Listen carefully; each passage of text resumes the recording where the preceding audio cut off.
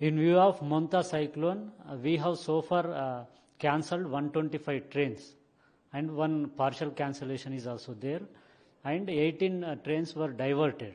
This is the overall figure since yesterday related to cancellation of trains.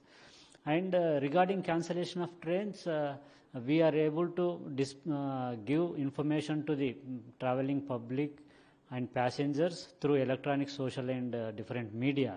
Regularly we are updating them, and to facilitate passengers, we have started help desk also at all important stations of South Central Railway like Secunderabad, Kazipet, Vijayawada, and many other stations. We have started help desk. Passengers having certain confusions or questions, they can go to help desk, and help desk will sort out their issues, and even they facilitate refund for the cancellation of trains. Even passengers who have booked their tickets online, they can for online ticket full cancellations, refund is automatically done. And persons who have booked from window from the station, so they have to approach the stations for getting their refund. And apart from this, we have at many stations we have established first aid booths also apart from help desk. And wherever trains being regulated because of this incessant rains, and there also we have made arrangements for water and food items, so that there will not be any problem. Even in coaches also, in the trains, we are ensuring that full drinking water and catering arrangements are available. Apart from that, for usage of water in coaches, that also we are ensuring in all the places.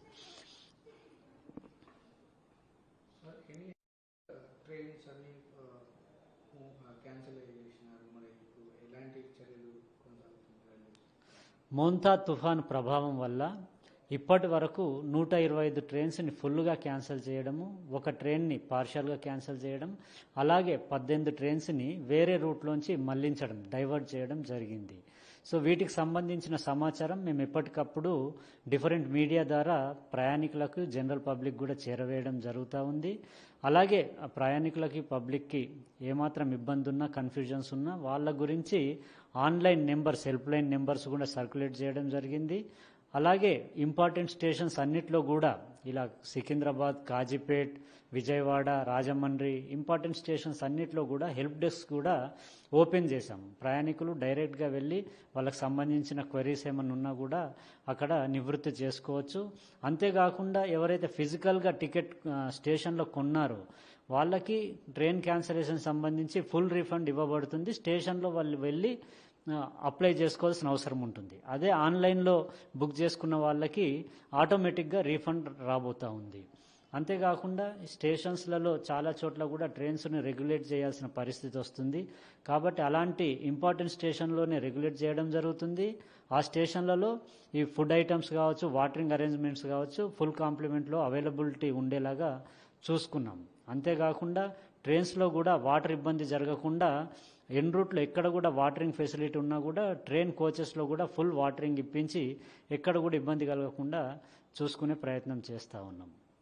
Sir, కొన్ని చోట్ల ఏదైతే మనం ఇప్పుడు చూడొచ్చు, కొన్ని చోట్ల సంబంధించి ఇప్పుడు తుఫాన్ అన్నది నిన్న రాత్రే తీరం దాటి ఇప్పుడు ఖమ్మం వైపు వస్తూ ఉంది.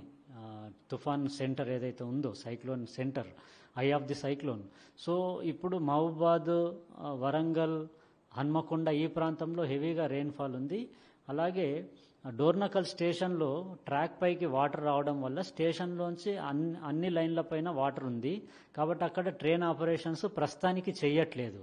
సో అక్కడ అప్ అండ్ డౌన్ ట్రైన్స్ కొన్ని నిలిపివేయాల్సిన పరిస్థితి వచ్చింది. అది అంటే పరిస్థితిని అంచనా వేసి సేఫ్గా ఉంది అని అనుకుంటే కన్సర్న్డ్ ఇంజనీర్స్ ఇన్స్పెక్ట్ చేసిన తర్వాత కొద్దిగా వాటర్ రిసీడ్ అయిన తర్వాత మళ్ళీ ట్రైన్ మూవ్మెంట్ని ముందుకు కొనసాగిస్తాం.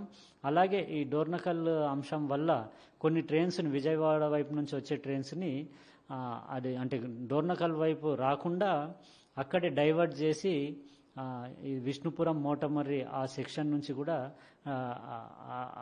మన గుంటూరు నుంచి కూడా డైవర్ట్ చేసి సికింద్రాబాద్ వైపు మళ్లించడం జరుగుతూ ఉంది. ఇక్కడే కాకుండా గుంటూరు డివిజన్లో కూడా మనకు గుంటూరు నంద్యాల సెక్షన్లో గుండ్లకమ్మ దగ్గర అక్కడ కూడా ఒకవైపు బ్యాంక్ స్లిప్పేజ్ జరిగింది. అక్కడ ఉన్న మట్టి, ట్రాక్ దగ్గర ఉన్న మట్టి కొంచెం వెళ్ళిపోవడం వల్ల అప్ లైన్ని సస్పెండ్ చేయడం జరిగింది. డౌన్ లైన్లో అయితే ట్రైన్స్ వెళ్తూ ఉన్నాయి.